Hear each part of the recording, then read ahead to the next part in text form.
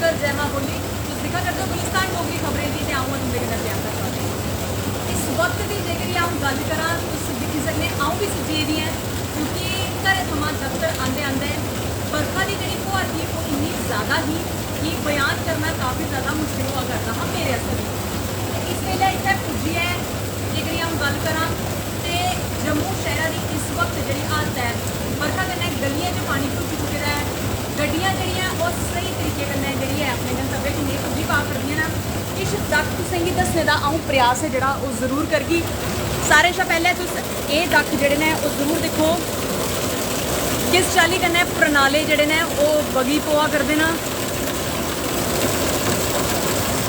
गल करचो ते इस वेले दी जेह्ड़ी इक कंडीशन है जम्मू शहरा दी ओह् बरखा कन्नै काफ़ी ज़्यादा खुशनुमा ज़रूर है क्योंकि बरखा च दिक्खेआ जाए तो गर्मी शा राहत जिहड़ी है वो जरूर होंदी है। लेकिन फ्ही भी गल करचो जेकर इस वेले लोकें गी सहूलत देने दी ते लोकें दी जेह्ड़ी गड्डियां न वो कुदै ना कुदै पानी च काफ़ी ज़्यादा फसी चुकी दियां न।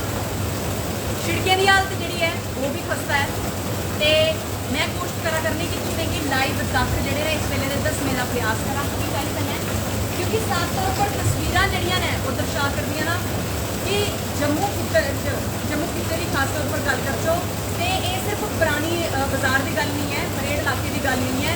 जेह्ड़े जिसे स्मार्ट सिटी गलाया जाता है, जेह्ड़े गांधीनगर का इलाका हो गया, त्रिपुरा नगर का इलाका हो गया, शास्त्री नगर का इलाका हो गया, काफ़ी सारे जेह्ड़े लोग ने इत्थे परेशान हुआ करते हैं कि परेशानी का सबब बना करती है बरखा।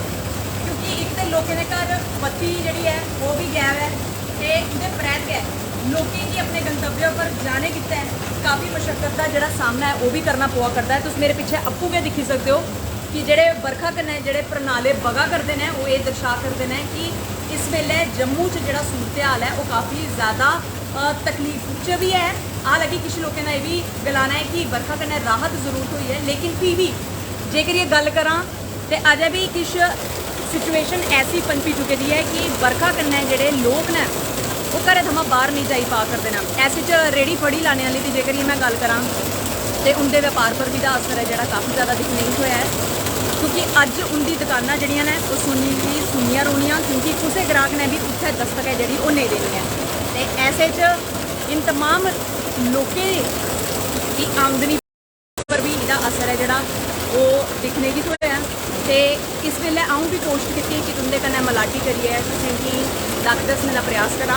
जे तुसें गी वीडियो पसंद आई है तो ज़रूर इसे लाइक करो, दोस्तें परिवार कन्नै सगे सरबंधियें कन्नै ज़रूर शेयर करो। तो इस वेले जम्मू शहर की जी हालत है जेह्ड़े तुस मेरे पिछे दिखी सकते हो बरखा कन्नै जोड़ा प्रणाला बगा करता है वो अप्पू गै बयान करा करता है। जी जम्मू की इस वक्त की जी सिचुएशन है जम्मू च इस वक्त का जोड़ा हाल है वो सिर्फ यही नहीं कि सड़क जड़ियाँ ने वो पानी कन्नै भुज्जी चुकी दियां बल्कि बाकी सारे लोग भी कुदै ना कुदै अफेक्टेड होंदे नज़र आ करते हैं क्योंकि रेड़ी फड़ी लाने वाले लोग ने जोड़े उनके पर इसका असर पिया, उनके व्यापार पर इसका असर पिया।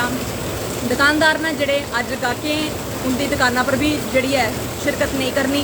ये कन्नै गै बड़े सारे ऐसे मैटाडोरे वाले की जेकर ये गल करचो तो उनके काम काज पर भी कुदै ना कुदै एक अंकुश जिहा अज के दिन लगता हुआ नज़र आया। तो ये सारी चीज़ां जिल्लै रस्ते पर आंदे आंदे मैं दिखियां ऑब्जर्व कीतियां तो सोचा कि नहीं तुंदे कन्नै मलाटी करिए बड़लै बड़लै ये सारी गल्लां सांझा करने का प्रयास करा। ये गल्लां सांझा करने का मेरा इको मकसद था कि साड़ी समाज च साड़ी सोसाइटी च हर तबके के लोग रोंदे ने, अमीर भी है गरीब भी है, मते अमीर भी ना ते मते गरीब भी हैं। तो सारे शा जुल्लै ऐसे मौसम की एक मार पौंदी है गरीब तबके काफ़ी ज़्यादा अफेक्ट है जोड़ा वो दिखने को होंदा है।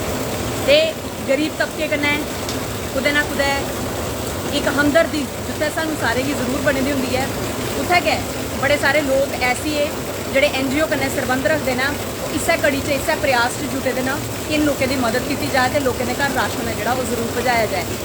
इन सारे लोगों की साड़ा शत शत नमन भी है तो उन तमाम लोगों कन्नै जिंदे व्यवसाय पर अज्जा के दिन बरखा कन्नै जोड़ा असर हुआ करता है उन सारे कन्नै इहो अनुरोध रोग इहो फरियाद रोग कि कुदै ना कुदै ईश्वर की मेहरबानी जी है वो तुस ओहदा इंतज़ार करो।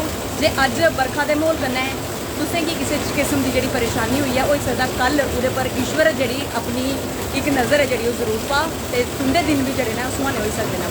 तुसें ये वीडियो किस चाली की लगी जरूर कमेंट करिए दसो। फिलहाल उन्हें थोड़ी तक तुम भी इजाजत दो तो आऊँ परतिया तुंदे कन्नै मलाटी करगी किश होर नमां विशे लेइयै किश होर नमां टॉपिक लेइयै। बने दे रहो गुलिस्तान डोगरी खबरें कन्नै। ते गुलिस्तान डोगरी खबरें की भी एक पोस्ट होंदी है कि तुंदे कन्नै मलाटी करिए तुंदे कन्नै गलबात करिए जम्मू खिते की आसे पासे के क्षेत्रें की केह् किश कहानियां न केह् किश मसले न वो सांझा करचै। फिलहाल देओ इजाजत। जय डुग्गर जय मां बोली।